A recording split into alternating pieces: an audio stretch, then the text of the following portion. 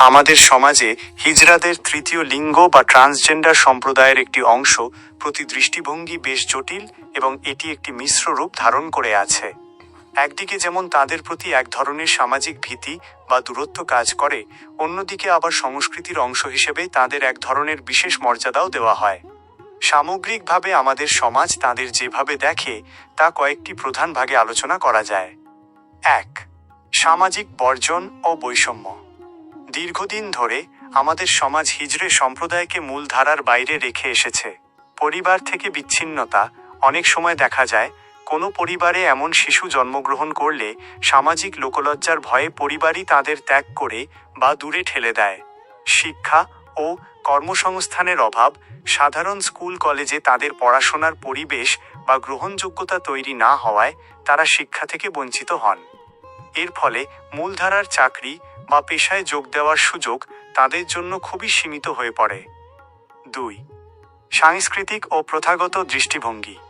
দক্ষিণ এশিয়ার, ভারত, বাংলাদেশ ইত্যাদি সংস্কৃতিতে হিজড়াদের একটি নির্দিষ্ট ঐতিহ্যগত ভূমিকা রয়েছে। আশীর্বাদ ও অভিশাপের বিশ্বাস।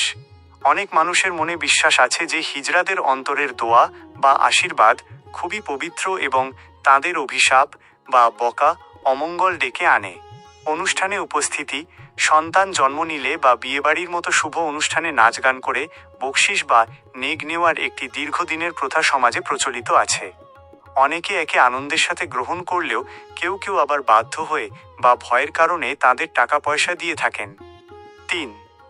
উপার্জনের উপায় নিয়ে দৃষ্টিভঙ্গি। মূলধারার কর্মসংস্থান না থাকায় বেঁচে থাকার তাগিদে অনেক সময় তাদের ট্রেন, রাস্তাঘাট বা দোকানে টাকা তুলতে দেখা যায়। সমাজের একটা বড় অংশ একে ইতিবাচকভাবে দেখে না এবং অনেক সময় তাদের আচার আচরণকে জোর জুলুম বলে মনে করে। এর ফলে সাধারণ মানুষের মনে এক ধরনের অস্বস্তি বা ভীতি তৈরি হয়। 4. আইনি স্বীকৃতি ও পরিবর্তনের হাওয়া। বিগত কয়েক বছরে আইনি এবং সামাজিক স্তরে বেশ কিছু ইতিবাচক পরিবর্তন এসেছে। আইনি স্বীকৃতি। সরকার হিজড়ে বা তৃতীয় লিঙ্গকে থার্ড জেন্ডার আনুষ্ঠানিক স্বীকৃতি দিয়েছে। ভোটার আইডি কার্ড, পাসপোর্ট ইত্যাদিতে এখন তাদের নিজস্ব পরিচয়ের স্থান রয়েছে। মূলধারায় আগমন। বর্তমান সমাজে অনেকেই এই দৃষ্টিভঙ্গি বদলানোর চেষ্টা করছেন। এখন বহু হিজড়ে সম্প্রদায়ের মানুষ পড়াশোনা করে চাকরি করছেন, ব্যবসা করছেন, ফ্যাশন ইন্ডাস্ট্রিতে কাজ করছেন, এমনকি রাজনীতি বা সমাজসেবাতেও এগিয়ে আসছেন। তরুণ প্রজন্মের মানসিকতা। বর্তমান প্রজন্মের তরুণ তরুণীদের মধ্যে তাদের প্রতি সহানুভূতি এবং সমতার দৃষ্টিভঙ্গি অনেক বেশি দৃশ্যমান।